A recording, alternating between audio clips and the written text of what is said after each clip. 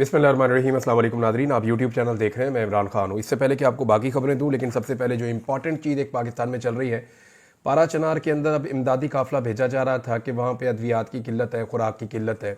पारा चनार आपको पता है एक दूर दराज का इलाका है, खैबर पख्तूनख्वा का और करब एजेंसी का एरिया है। यहाँ पे एक बड़े लंबे अरसे से खाना जंगी चल रही है मुख्तलिफ ग्रुपों के दरमियान और रस्ते बंद हैं। अब रस्ते जो हैं वो खुले हैं, एक मुआहदा हुआ, उस मुआहदे के नतीजे में अब इमदादी काफ़िला जा रहा था। तो वहाँ पे इसकी जो सरबराही कर रहे थे काफ़िले की, वो जावेदुल्ला महसूद जो डीसी हैं वो लेकर जा रहे थे। काफ़िले के ऊपर फायरिंग हुई है और 7 लोग ज़ख्मी हुए हैं, डीसी समेत, और फौरी तौर पे जवाबी कार्रवाई की गई है। बड़े सख्त अहकाम जारी किए हैं सूबाई हुकूमत ने भी और फेडरल गवर्नमेंट ने भी। अब दोबारा जब हालात बेहतर हो जाएंगे तो काफ़िले को रवाना किया जाएगा। अब तक की इतलात के मुताबिक ये इंतहाई अफसोसनाक है। अमन के दुश्मन जो है वो बार बार कोशिश करते हैं कि अमन की हर कोशिश को नाकाम बनाया जाए।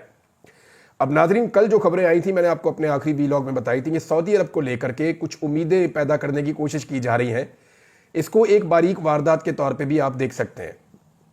यानी चंद लोगों ने खबर ये दी थी और ये फीडेड खबर थी। खबर ये थी कि मोहम्मद बिन सलमान या उनकी फैमिली के लोगों ने डोनाल्ड ट्रंप से रब्ता किया है उनकी फैमिली के जरिए से कि आप पाकिस्तान के अंदर रजीम चेंज ऑपरेशन के बाद जो कुछ भी चल रहा है इसको ऐसे ही चलने दीजिए और पाकिस्तान में इंसानी हकूक की खिलाफ वर्जियों के हवाले से या इमरान खान के ऊपर होने वाले जुल्म और सितम के हवाले से किसी किस्म की आवाज़ ना उठाएं। और दावा यह किया गया कि सऊदी अरब की जो हुकूमत है या हुक्मरान है वो इमरान खान को पसंद नहीं करते। अब इसके अंदर जो है ना वो 2 वारदातें थीं। एक तो पहली वारदात तो ये है कि सऊदी अरब के ताल्लुकात पाकिस्तान तहरीक इंसाफ के साथ ख़राब किए जाएं, क्योंकि हुकूमत इस बात को बड़ी अच्छी तरह जानती है कि पाकिस्तान तहरीक इंसाफ का सोशल मीडिया जिसके पीछे पड़ जाता है वो ये नहीं देखता ये किसी मुल्क का सदर है या वज़ीर आज़म है, वो ये नहीं देखता कि कोई बादशाह या कोई बहुत बड़ा आदमी है, वो उसके पीछे लग जाते हैं, वो परवाह नहीं करते, वो खुलकर अपनी बात करते हैं। तो इन्हें लगा कि शायद मोहम्मद बिन सलमान के पीछे भी इसी तरह का ये अटैक होगा, लेकिन ऐसा हुआ नहीं। पाकिस्तान तहरीक इंसाफ का सोशल मीडिया लड़ते लड़ते लड़ते लड़ते बड़ा सियाना हो गया। अब उन्होंने क्या किया, उन्होंने सऊदी अरब को टैग करके और उनसे सवाल पूछना शुरू किया कि क्या वाकई आप इमरान खान से नफरत करते हैं। ये जो क्लेम कर रही है हुकूमत के इमरान खान से, या हुकूमत के लोग क्लेम कर रहे हैं कि आप इमरान खान से प्यार नहीं करते और आप इमरान खान के खिलाफ एक बयानिया लेकर लॉबिंग करने के लिए अमेरिका की आने वाली हुकूमत के पास गए हैं, क्या ये दुरुस्त है? तो उन्होंने बड़ी समझदारी से इस मामले को ऐसे उठाया और एक नई लड़ाई में कन्वर्ट नहीं होने दिया। तो ये पाकिस्तान तहरीक इंसाफ का सोशल मीडिया ने पढ़े लिखे लोग हैं, ये बेवकूफ़ नहीं है कि मुंह उठा के गाली दे दी।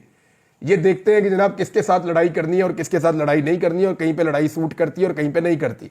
बहरहाल जिन लोगों ने मोहम्मद बिन सलमान साहब से उम्मीदें लगाई हुई थी और ऐसा लग रहा था कि शायद एक बड़ी सपोर्ट सऊदी अरब से मिलेगी तो वो अमेरिकन सपोर्ट में कन्वर्ट हो जाएगी, उनके लिए 2 बुरी खबरें हैं। और 2 बुरी खबरें जो है वो दोनों खवातीन हैं जिनके हवाले से ये खबरें आई हैं। पहली खबर तो ये है कि व्हाइट हाउस ने एक नई अपॉइंटमेंट की है, व्हाइट हाउस की जाने से एक नई अपॉइंटमेंट है जो हो जाएगी, और डोनाल्ड ट्रंप ने नामजद किया है मॉर्गन ऑर्टेगस को। ये जो खातून है लगभग 42 साल खातून है और ये बड़ी ज़हीन खातून है। इन्होंने डोनाल्ड ट्रंप का बड़ा साथ दिया है। इनके बारे में पहले भी मैंने एक वीलॉग में बात की थी। इनको नायब खसूसी सदारती एलची मुकर्रर किया गया मिडल ईस्ट के लिए। अब ये खातून के वहाँ नामजद होने से फ़र्क क्या पड़ता है वो मैं आपको बताता हूँ। मिडल ईस्ट जब आप बोलते हैं तो फिर आप उसके अंदर शामिल करते हैं सऊदी अरब को, ओमान को, यूएई को और कतर को, बहरीन को, कुवैत को। ये सारे मुल्क मिडल ईस्ट हैं। तो इन सारे मुल्कों के अंदर यानी इन्हीं का इन्फ्लुएंस पाकिस्तान पे आता है ना। या पाकिस्तान अगर कोई लॉबिंग कर रहा है तो सऊदी अरब के जरिए से या यूएई के जरिए से या सऊदी अरब के जरिए से ही करेगा ना। तो वहां पे जिस खातून को लाकर लगाया गया है वो इमरान खान साहब की तारीफें खुद करती रही हैं, अब उनकी वीडियोस भी निकल आई हैं। यानी ऐसा लगता है कि डोनाल्ड ट्रंप चुन चुन के उन लोगों को लगा रहा है अहम तरीन ओहदों पे जो इमरान खान के फैन है। अब ये खातून जो है वो भी इमरान खान साहब की तारीफ करती रही है माजी में, इनके क्लिप भी सामने आ गए। तो मिडल ईस्ट में इनका आना इस बात का इशारा है, ये मिडल ईस्ट को कंट्रोल करेंगी। लाजमी बात है कि मोहम्मद बिन सलमान से डील करना होगा, या जो दुबई के हुक्मरान है या ओमान के हुक्मरान है या बाकी हुक्मरान है उनसे जब डील करना होगा तो यही खातून डील करेंगी और ये फिर अपना टाइम मिडल ईस्ट में गुजारा करेंगी। तो ये जो खातून है ये तो पहले से ही इमरान खान के बारे में बड़ी तारीफ कर रही हैं। तो एक तो उनका जो बयानिया उसको ये धचका लगा। दूसरा, टैमी ब्रूस एक और खातून है। ये जो टैमी ब्रूस है इन्हें एक बहुत अहम जगह पे अपॉइंट कर दिया है डोनाल्ड ट्रंप ने और इन्हें लगा दिया है स्टेट डिपार्टमेंट की स्पोक्स पर्सन। ये डोनाल्ड ट्रंप ने इनको लगाया और लंबी चौड़ी इनके बारे में जो है वो एक बयान भी जारी किया गया। अब टैमी ब्रूस का एक मैं आपको निकाल के सुना देता हूं, इनका अपना एक ट्वीट, उसमें ये कहती है कि इट्स ऑलवेज अ शॉक, ये एक बहुत बड़ा धचका है। Shocking opposition victory thrown Pakistan into chaos. The party of Imran Khan, the jailed former prime minister, took the most seized, humiliating the country's military rulers and creating a political crisis. वो ये कह रही है कि जो पाकिस्तान के फौजी हुक्मरान है ना, उनके लिए बड़ी शर्मिंदगी वाली सूरत पैदा कर दी है। इमरान खान ने जेल से बैठ के शिकस्त दे दी है सबको और एक पाकिस्तान के अंदर क्योस पैदा हो गया और ये एक बड़ी शॉकिंग किस्म की अपोजिशन की विक्ट्री है जो पाकिस्तान के अंदर हुई है। ये जनाब ये खुद इस बात को मानने वाली हैं और ये तर्जुमान है। अब देखिए, इससे पहले जो तर्जुमान थे व्हाइट हाउस के, वो जब भी उनसे पूछा जाता था वो कहते थे पाकिस्तान के अंदरूनी मामला है, हम चाहते हैं जी अच्छे इलेक्शन हो, लेकिन उन्होंने कभी ये बात नहीं की कि पाकिस्तान के इलेक्शन को एक ऐसी पॉलिटिकल पार्टी ने जीता जिसको दीवार के साथ लगाया गया, जिसके लीडर को जेल में डाला गया।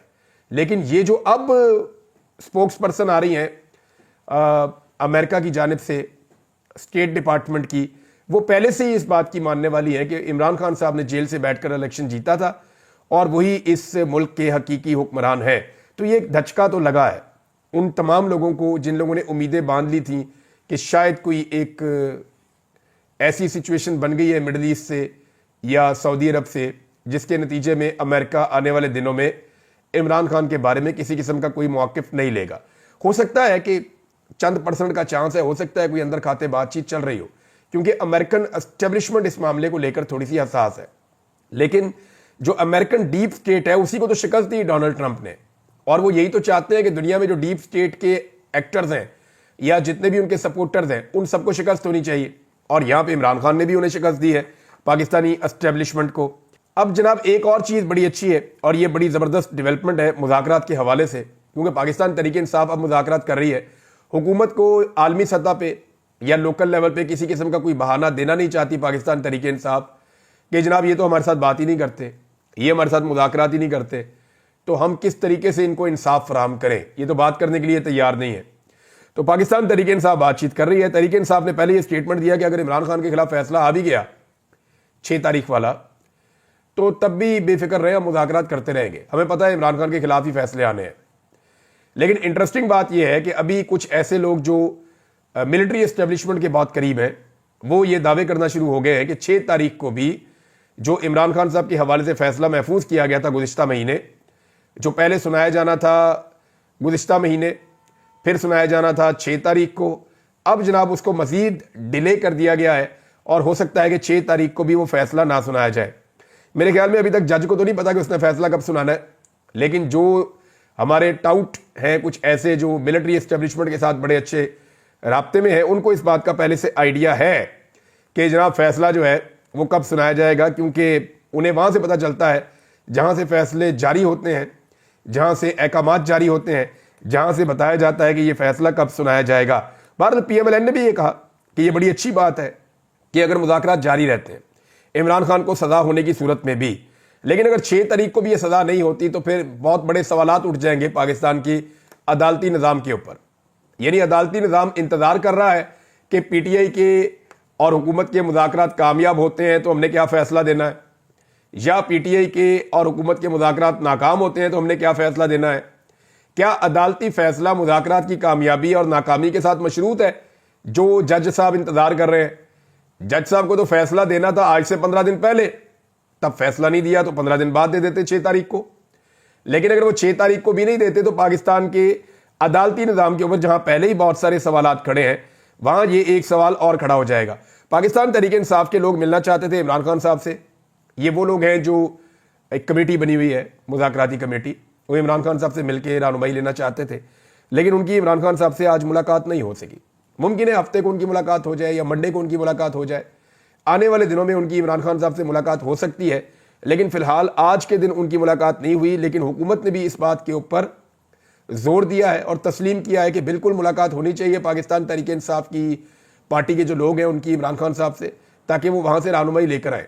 राणा साहब ने एक बड़ी अजीब बात की। राणा सनाउल्लाह साहब समझ रहे हैं जैसे उनका लीडर कैद था वैसे ही इमरान खान कैद है। राणा साहब जरा जाके जेल में देखें ना इमरान खान कैसे कैद है। या थोड़ी इतला लेकर देखें। उन्हें लगा जैसे PMLN के लोग अंदर जाते थे बाहर आते थे, वैसे ही इमरान खान भी अंदर जा रहे हैं और उनके लोग जाकर मिलते हैं। तो राणा साहब ने कहा जी आप कागज और पेंसिल लेकर जाएं और लिख कर लाएं इमरान खान साहब जो बात करते हैं। तो उसमें PTI वालों ने बताया जी हमारी तो अंगूठियां और घड़ियां तक उतार लेते हैं, हमारी तो एक एक चीज जो है वो उतरवा लेते हैं, और जितनी चेकिंग हमारी अंदर जाते हुए होती है उससे ज्यादा चेकिंग हमारी बाहर आते हुए होती है, और किसी किस्म की कोई चीज कागज पेंसिल सवाल ही पैदा नहीं होता वो अंदर जाने दें।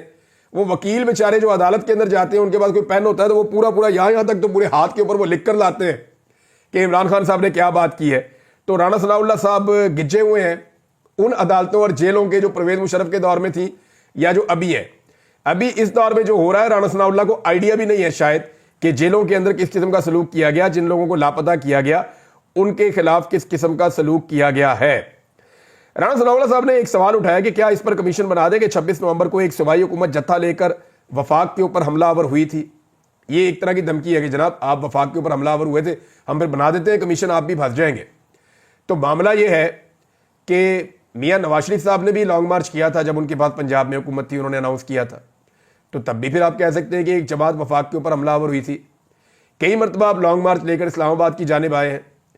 अभी हाल ही में आपने 15 मई 2023 को, जब हर तरफ आपका तोती बोलता था, तो आपने सुप्रीम कोर्ट ऑफ पाकिस्तान के बाहर जो धमा चौकड़ी की, मैं तो उस वक्त अंदर था, मैंने बाद में वो विजुअल्स देखे वापस आने के बाद, कि आपने सुप्रीम कोर्ट ऑफ पाकिस्तान के चीफ जस्टिस के पुतले जलाए, उनको गंदी गालियां दी, वहां पे आकर बाहर बहुत खौफनाक किस्म का एहतजाज किया और बंदे कहां कहां से इकट्ठे करके आप ले आए। इससे पहले आपने सुप्रीम कोर्ट ऑफ पाकिस्तान के ऊपर हमला भी किया हुआ है और जजों को बेचारों को अपनी जान बचानी पड़ी थी। तो ये सारी इंक्वायरियां इकट्ठी कर लीजिएगा। लेकिन 26 नवंबर को जो डी चौक में कत्लेआम हुआ, पाकिस्तान तहरीक इंसाफ उसके हवाले से इंक्वायरी मांग रही है और उसकी इंक्वायरी की जानी चाहिए, ये उनकी एक जायज डिमांड है। 26 नवंबर के हवाले से नाजरीन जो लोग गिरफ्तार किए गए थे उनमें से 40 मजीद लोगों की जमानतें मंजूर हो गई हैं। यानी रोजाना 30, 40, 50, कभी 100 के करीब ये जमानतें मंजूर होती जा रही। वो हजारों बंदे पकड़ लिए थे, अब वो आहिस्ता आहिस्ता उनकी जमानतें हो रही है, बंदे बाहर आ रहे हैं। और पाकिस्तान तहरीक इंसाफ के थोड़े दिनों के अंदर ऐसा लगता है कि ज्यादातर लोगों की जमानतें हो जाएंगी। और फिर अगर जो लाहौर के अंदर 4-5 बड़े रहनुमा गिरफ्तार हैं, जिनमें शाह महमूद कुरैशी हैं, जिनमें यास्मीन राशिद साहिबा हैं, मियां महमूद रशीद साहब हैं, जिनके अंदर उमर चीमा साहब हैं, जिनके अंदर बहुत बीमार हैं वो एजाज चौधरी साहब सेनेटर, उनको एक मरतबा भी नहीं आने दिया वहां पे उनकी सेनेट के सेशन में, तो वो हैं। और भी लोग हैं। तो इन लोगों को अगर छोड़ दिया जाता है और जो लोग लापता किए हैं उनको भी छोड़ दिया जाता है, तो इमरान खान साहब को एक अच्छा जेस्चर मिल जाएगा कि वाकई में एस्टेब्लिशमेंट अपने आप को सियासत से बाहर निकालना चाहती है। बहुत सारे ऐसे सहाफ़ी जो एस्टेब्लिशमेंट के बहुत करीब हैं वो अब ये दावे कर रहे हैं कि ये जो एस्टेब्लिशमेंट ने 19 लोगों को छोड़ा है जिन्हें मिलिट्री कस्टडी में रखा गया था और फटाफट फैसले देकर पहले अपनी जान छुड़ाई और अब जो है वो माफ़ी का ऐलान भी किया गया है, तो ये एक अच्छा जेस्चर देना चाहती है एस्टेब्लिशमेंट के जनाब हम एक गुडविल जेस्चर दे रहे हैं। लेकिन उसमें हसन न्याजी ने इनकार किया, कुछ और लोग हैं वो भी अभी रहम की अपील में नहीं जा रहे। अब एक चीज़ और है नाजरीन, वो ये है कि स्टेट बैंक ऑफ पाकिस्तान के अदाद शुमार है वो मुझे आपके साथ शेयर करने हैं। वजह यह है कि इसमें समीना पाशा साहिबा ने इसको रिपोर्ट किया, मैं उन्हीं के हवाले से आपको बता देता हूं कि इमरान खान साहब साथ साथ मुज़ाकरात तो कर रहे हैं ताकि हुकूमत को भागने का कोई मौका या बहाना ना मिले, लेकिन सेम टाइम में उनकी जो एक तहरीक चल रही है सिविल नाफरमानी की वो भी जारी है। और इसके पहले मरले में उन्होंने ओवरसीज पाकिस्तानियों को कहा था कि आपने अपनी रेमिटेंसेज नहीं भेजनी। अब जो दिसंबर के आखिरी 2 हफ्तों का रिकॉर्ड आया उसके मुताबिक फॉरेन रिजर्व में $404 मिलियन की कमी हो चुकी है। ये समीना पाशा साहब ने रिपोर्ट की। इसके कुछ और रीजन भी हो सकते हैं, लेकिन इसका एक रीजन ये भी है कि ओवरसीज पाकिस्तानी अब रेमिटेंसेज नहीं भेज रहे। लेकिन मेरे ख्याल में जो इसका हकीकी तौर पे पता चलेगा वो जनवरी का महीना जब पूरा गुजरेगा, तब आप कंपैरिजन कर सकते हैं कि 2024 के जनवरी में कितना पैसा ओवरसीज पाकिस्तानियों ने भेजा, 2023 के जनवरी में कितना भेजा, 2022 के जनवरी में कितना पैसा भेजा और 2025 के जनवरी में ओवरसीज पाकिस्तानियों ने कितना पैसा भेजा। तो वहां से आपको एक कंपैरेटिव एनालिसिस करना आसान रहेगा कि ओवरऑल ओवरसीज पाकिस्तानियों के भेजे हुए पैसे में कमी हुई है या वो ज्यादा हुआ है। वैसे ओवरसीज पाकिस्तानियों को इस हुकूमत ने अपना दुश्मन बना लिया। ये 1 करोड़ से ज्यादा ओवरसीज पाकिस्तानी है। इनके साथ ऐसी बर्बरियत की गई है, यानी इनको बाहर मुल्कों में परेशान किया गया, कभी धमकियां लगाई गई कि आपके पासपोर्ट और आपके कागजात ज़ाया कर देंगे, कभी इनको ताने दिए गए कि तुम बाहर रहते हो, बाहर की सोचो, इधर की मत सोचो, तुम पाकिस्तानी हो ही नहीं, इनको ये भी कहा गया, यानी इनके पैसे सबको चाहिए लेकिन इन्हें वोट का हक भी नहीं दिया गया, इनके हकूक छीने गए, इनको ताने दिए गए। तो ओवरसीज पाकिस्तानी जब पाकिस्तान में आते हैं तो यहाँ एयरपोर्ट के ऊपर उनको तंग किया जाता है, बड़े गौर से उनको देखा जाता है कि ये उनमें से तो नहीं है जो सोशल मीडिया को चलाते हैं। तो ओवरसीज पाकिस्तानियों को जितना परेशान किया गया है उसके रद्देमल तो उसका आना ही है। और इमरान खान साहब को इस बात का आइडिया है कि ओवरसीज पाकिस्तानी मौजूदा रजीम से कितने ज्यादा खाइफ है। एक खबर और है नादरीन, और वो है मिलिट्री कोर्ट्स के हवाले से। मिलिट्री कोर्ट्स का जो फैसले हैं वो अभी तक फराम नहीं किए गए। बहुत सारे लोगों ने अपील की, जनाब हमारे फैसले हमें दिए जाएं ताकि हम अपील में जाएं, लेकिन मिलिट्री कोर्ट्स के फैसले अभी तक लोगों को नहीं दिए जा रहे। हत्ता कि मैं हैरान हूं कि जो रहम की अपीलें लिखवाई गई थी वो अपीलें मंजरेआम पे आ गई, लेकिन जो फैसले जिनकी बुनियाद के ऊपर सजाएं दी गई थी, जिनके बाद रहम की अपील की गई थी, वो फैसले अभी तक मंजरेआम पे नहीं आए। वो सारे लोग कह रहे हैं जनाब जो फैसला हमारे बारे में लिखा है वो फैसला तो फराम करें ना, किस बुनियाद पे आपने फैसला किया है, ताकि हम जाएं और जाकर दूसरी अदालत में अपील करें कि जनाब हमारी जान छुड़वाएं, ये गलत फैसला हमारे खिलाफ हो गया है। लेकिन ये भी एक तारीख का अनोखा वाकया है कि यानी पूरी दुनिया देख रही है कि मिलिट्री कोर्ट्स ने क्या किया पाकिस्तान में, और यह अनोखा वाकया यह है कि मिलिट्री कोर्ट्स ने सजाएं दे दी हैं लेकिन सजा का फैसला फराम नहीं कर रही। हालांकि जहां पे भी आपको सजा होती है किसी भी अदालत में, फौरी तौर पे आपको फैसले की कॉपी मिल जाती है और उस कॉपी की बुनियाद के ऊपर आप अपील में जा सकते हैं, लेकिन यहां पे अपील में नहीं जा पा रहे लोग। तो अगर तो लोगों ने अपील में जाना है तो फिर उनको मिलिट्री कोर्ट का फैसला चाहिए होगा, जो अभी तक लोगों को नहीं मिल रहा। एक और नाज़रीन खबर है, साबिर शाकिर साहब ने भी इसको शेयर किया है, मैं चाहता हूं कि मैं वहीं से आपको पढ़ के सुना दूं कि ये जो फार्म 47 की हुकूमत है, इसका विजन ये है कि दुनिया में पाकिस्तान का पहला नंबर आ गया है इंटरनेट की बंदिश से जो नुकसान हमने उठाया उस जुमरे में। पाकिस्तान की तबाही हुई है, मईशत की तबाही हुई है, इंटरनेट बंद करके 1 अरब 62 करोड़ डॉलर्स का नुकसान किया गया है। साथ में उन्होंने अब्दुल मुईज़ मलिक साहब की एक रिपोर्ट जो है वो भी शाया की है, और इस रिपोर्ट के अंदर बाकायदा फिगर लिखा हुआ है कि पाकिस्तान में किस तरीके से इंटरनेट को बंद किया गया और किस तरीके से पाकिस्तान को जो है वो अरबों रुपए का नुकसान हुआ।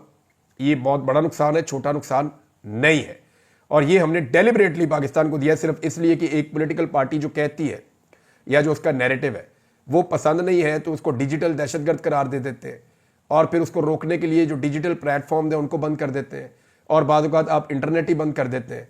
उसको बंद करने से जो पाकिस्तान के अंदर जितने फ्रीलांसर्स काम कर रहे हैं, यानी इंडिया का आपको पता है कितना उनका आईटी का एक्सपोर्ट है, जरा गूगल करके आप देख लें। 200 अरब डॉलर की उन्होंने आईटी एक्सपोर्ट्स किए हैं। ये 200 अरब डॉलर वो है जो इंडियंस इंडिया में ले गए कमा कर, जो इंडिया से बाहर उन्होंने पैसा रखा है, यानी वो सारा पैसा इंडिया में तो नहीं ले जाते, यानी अगर वो दुगना काम करते हैं तो बहुत सारे लोग अपना पैसा बाहर मुल्कों में ही रखते हैं, इंडिया में मंगाते ही नहीं है। कईयों के पैसा अमेरिका में पड़ा होगा, यूरोप में पड़ा होगा, वहाँ वो प्रॉपर्टीज ले लेते हैं, वहाँ वो पैसा खर्च कर देते हैं। तो 200 अरब डॉलर अगर वो अपने मुल्क में ले गए हैं आईटी एक्सपोर्ट्स के जरिए से, तो 200 अरब डॉलर तो उनका बाहर भी पड़ा होगा। आप देखें इंडिया कितना कमा रहा है और पाकिस्तान 3-4 अरब डॉलर तक नहीं पहुँच पा रहा। उसकी वजह क्या है? हमें तो बहुत तेज़ी से ग्रो करके 15 से 20 अरब डॉलर तक पहुँचना चाहिए था, हर साल इसको दुगना होना चाहिए था, लेकिन हम कर नहीं पा रहे। और जो पाकिस्तान के हालात हैं उनमें भी जितने भी हमारे फ्रीलांसर्स हैं जो काम करते हैं, जो थोड़े से ज़्यादा डॉलर कमाते हैं, वो फिर पैसा पाकिस्तान में नहीं मंगवाते। पाकिस्तान में जो क्लाइमेट चेंज है उसकी सूरत हाल आपके सामने है, रहने के काबिल हमने छोड़ा नहीं, रूल ऑफ लॉ आपके सामने है, पाकिस्तान के अंदर इंसानी हुकूक आपके सामने है, अदालतों में जो इंसाफ मिल रहा है वो आपके सामने है, जो लोगों के लिविंग स्टैंडर्ड्स हैं वो आपके सामने है। तो जब ये सारा कुछ आप पाकिस्तान में करेंगे, जुल्म बर्बरियत और ज्यादती करेंगे, तो लोग पैसा पाकिस्तान में नहीं लाएंगे। तो जितना पैसा पाकिस्तान के अंदर आता है उससे ज्यादा पाकिस्तानी बाहर रोक लेते हैं पैसा। ये भी एक बड़ा प्रॉब्लम है। इसको तभी एड्रेस किया जाता है जब पाकिस्तान के अंदर एक ऐसी गवर्नमेंट होगी जिस पे लोग ट्रस्ट करेंगे।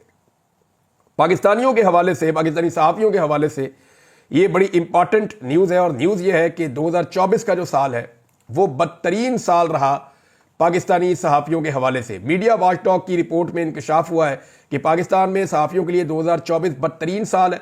6 सहाफ़ी अपनी जान से गए, जबकि 57 सहाफ़ियों को रिपोर्टिंग के दौरान तशद्दुद और दीगर मसाइल का सामना करना पड़ा है।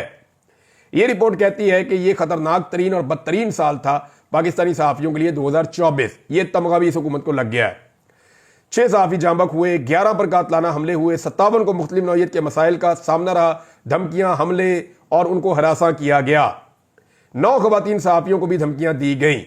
पहले नंबर पर जो सूबा रहा जहां पर सबसे ज्यादा सहाफ़ियों को तंग किया गया वो एक ऐसी हुकूमत का सूबा है, एक ऐसी पॉलिटिकल पार्टी की वहां हुकूमत है जो अपने आप को सबसे बड़ा जमहूरी चैंपियन कहते हैं।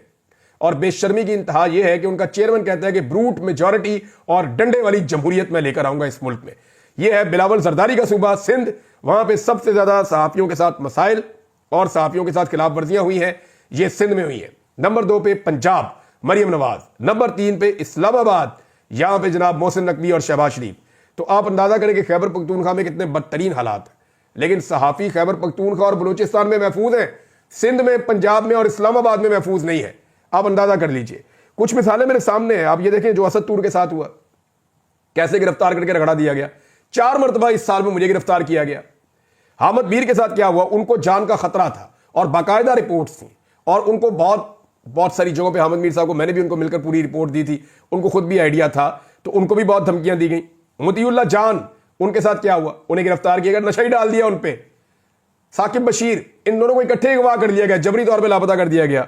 शाकिर रवान साहब को जबरी तौर पर लापता कर दिया गया, मुझे हज से जाने में इन्होंने रोक लिया। समी इब्राहिम साहब बड़े लंबे अरसे से अपनी फैमिली को नहीं मिल पा रहे, वो ट्रेवल नहीं कर पा रहे, उनके ऊपर बैन लगाया हुआ। मुहित पीरजादा साहब और दीगर सहाफी जो पाकिस्तान से बाहर है बेचारे, अब साबिर शाकिर साहब हैं, वजाद साहब हैं और बहुत सारे लोग हैं, अहमद दुरानी, ये पाकिस्तान में नहीं आ पा रहे। इनके लिए हालात बहुत तंग किए गए हैं, इनकी जान खतरे में, इनकी प्रॉपर्टी यहां पकड़ लेते हैं। तो पाकिस्तान में सहाफियों के लिए एक जहन्नुम बनाया गया है और डेलिबरेटली बनाया गया है। इसमें पाकिस्तान की हुकूमत, एस्टेब्लिशमेंट दोनों रिस्पॉन्सिबल है, क्योंकि वो ये चाहते हैं कि पाकिस्तान में जो बोले वो हमारी तारीफ करे, जो हम कहते हैं वही सब कहें। तो ऐसा तो नहीं हो सकता ना, कभी के दिन लंबे और कभी की रातें। अब तक के लिए इतने, अपना ख्याल रखिएगा, अपने इस चैनल का भी। अल्लाह हाफ़िज़।